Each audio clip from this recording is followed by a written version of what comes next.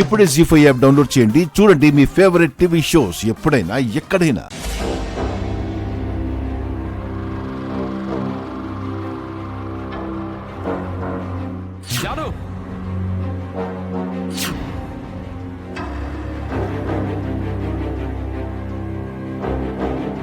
అమ్మో, తన కోపం ఇంకా తగ్గినట్లేదు.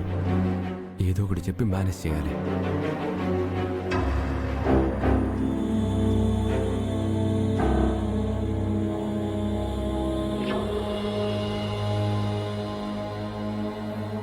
జాను,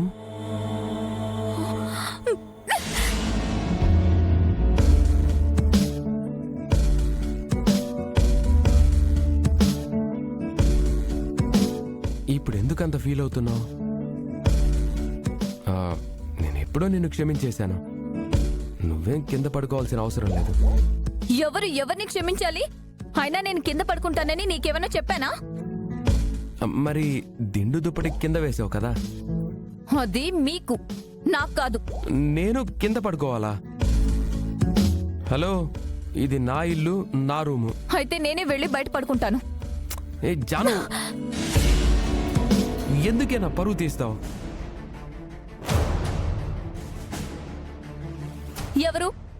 ఎవరు పరువు తీశారు? మీరా, నేనా? మన రూమ్ వెతికారు. నేనేదో తప్పు చేసినట్టు అందరి ముందు నా మీద చెయ్యి ఎత్తారు. నన్ను చులకన చేసి అవమానించారు. మామ్, నేను అలా అన్నావని ఆ టైంలో ఏదో కోపం వచ్చింది. ఆహా, మీ అమ్మని ఒక్క మాట అన్నందుకే మీకు అంత కోపం వస్తే ఆవిడ నా మీద ఎన్ని నిందలు వేసింది.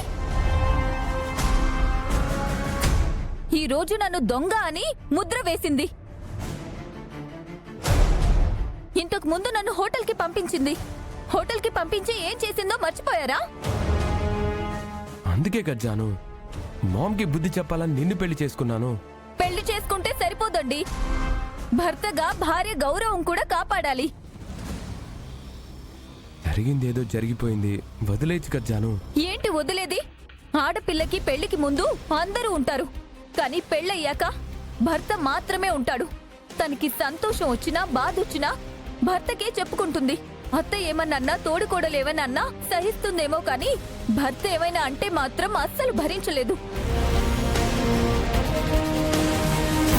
నాకు మీరు తోడుగా ఉండాల్సింది పోయి మీ అమ్మని వెనకేసుకొనొచ్చి నన్ను పక్కన పెట్టారు. నేను ఏడుస్తుంటే మా అక్కొచ్చి ఓదార్చిందే కానీ మీరు కన్నెత్తి కూడా చూడలేదు. ఐమ్ సారీ జాను, ఆ టైంలో నువ్వు కోపంగా ఉంటావని నీ దగ్గరికి రాలేదు. ఇప్పుడు మాత్రం నేను సంతోషంగా ఉన్నానా? ఎందుకొచ్చారు? ఎందుకేంటి, మనం భార్యాభర్తలం. ఎన్నొచ్చినా ఒకరికొకరు సర్దుకుపోవాలి. మీద చేయకండి, బాగుండదు. మీ పరువు పోతుందని అంటున్నారు కాబట్టి బయటికి వెళ్ళను, కానీ కిందే పడుకుంటాను. అది కాదు జాను. ఇంకేం మాట్లాడకండి. మీరేం చెప్పినా నేను విన్ను. జాను,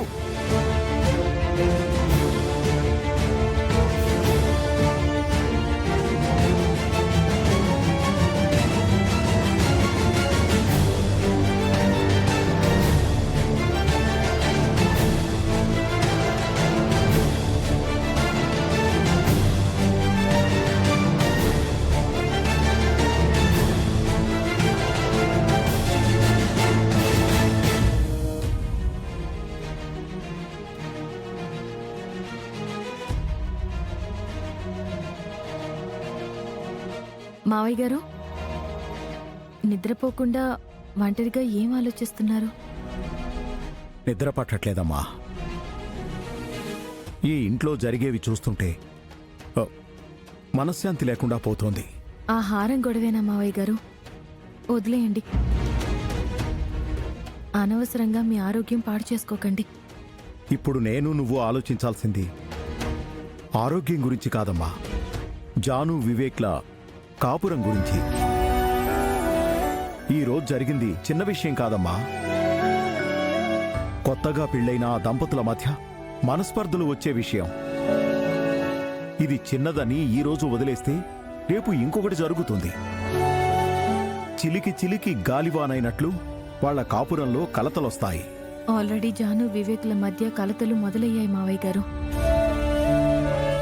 ఇద్దరూ ఎడమొహం పెడమొహంగా ఉంటున్నారు. చూసావా లక్ష్మి, ఇంత జరిగాక సఖ్యత ఎలా ఉంటుందనుకుంటున్నావు? ఈరోజు ఈ ఇంట్లో జరిగింది ఏదో మామూలు విషయం అనుకోకు. జాను వివేక్లను విడదీయడానికి పెద్ద కుట్రే జరిగింది. ఏమంటున్నారు మావయ్య గారు? మీరు ఆఫీస్కెళ్ళాక ఏం జరిగిందో చెప్తాను. పనోళ్లకు జీతాలివ్వాలని బీరువాలోంచి డబ్బులు తీసుకురమ్మని దేవయ్యంతో చెప్పాను. తన అరగంట తర్వాతొచ్చి బీరువా తాళాలు కనిపించట్లేదని చెప్పింది. ఆ తరువాత బీరువా తెరిపించి హారం పోయిందని చెప్పారు. వివేక్ రాగానే వాణ్ణి జాను మీదకి ఉసుగొల్పి వాళ్ల రూంలోంచి బీరువా తాళాలు బయటికి తీశారు. ఇదంతా ఒక ప్లాన్ ప్రకారం జరిగిన కుట్రమ్మా. దేవయాని కావాలనే చేసింది. ఈ కుట్ర వెనుక మనీషా హస్తం కూడా ఉంది. వాళ్ళిద్దరూ ఎలాంటి వాళ్ళో నీకు బాగా తెలుసు. ఇది వరకు జానుపై ఎలాంటి నీచమైన కుట్రలు పన్నారో నీకు బాగా తెలుసు.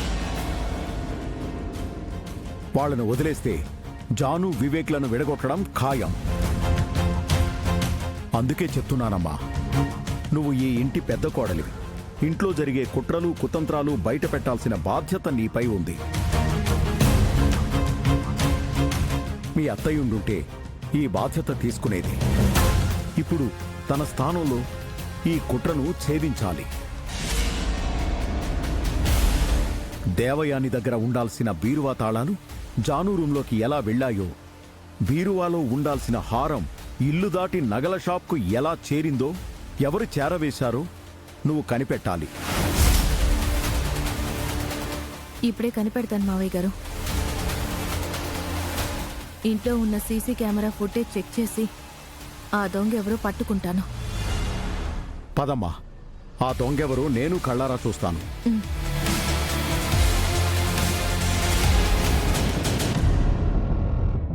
మనీషా, మనీషా, ఏంటి ఆంటీ ఏదో కొంపలు అంటుకుపోయినట్టు అరుస్తున్నారు?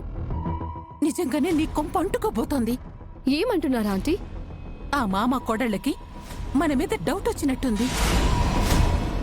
ఇంట్లో సీసీటీవీ ఫుటేజ్ చూడాలంటున్నారు. చూస్తే చూడనివ్వండి, దానివల్ల నాకేంటి నష్టం? సీసీ కెమెరాలో నువ్వు హారం తీసుకుని బయటికి వెళ్ళడం రికార్డ్ అయి ఉంటుంది కదా. అయ్యో ఆంటీ, ఆ హారం నేను మెళ్ళో వేసుకుని వెళ్ళానా ఏంటి? హ్యాండ్ బ్యాగ్ లో పెట్టుకునే కదా వెళ్ళాను. హారం నేనే తీసినట్టు ఎలా తెలుస్తుంది? అసలు అక్కడేం జరుగుతుందో చూద్దాం రా. ఆ లక్ష్మి తనకు బాధ కలిగినా ఓర్చుకుంటుంది, కాని తన వాళ్లకేమైనా అయితే క్షణం కూడా ఓపిక పట్టదు. హారం ఇల్లు దాటడం వెనుక ఎవరి హస్తముందో ఎంక్వైరీ చేస్తోంది. ముందు నిన్ను, తర్వాత నన్ను చీల్చి చెండాడుతుంది. అప్పుడు మిత్ర కూడా ఊరుకోడు. మనం అయిపోయాం. అంత లేదు, నువ్వేం వరి అవ్వకు. అంతగా ఏమన్నైతే నేను చూసుకుంటాను. జీ5 యాప్ డౌన్లోడ్ చేసి అన్ని ఎపిసోడ్స్ పూర్తి ఉచితంగా చూడండి.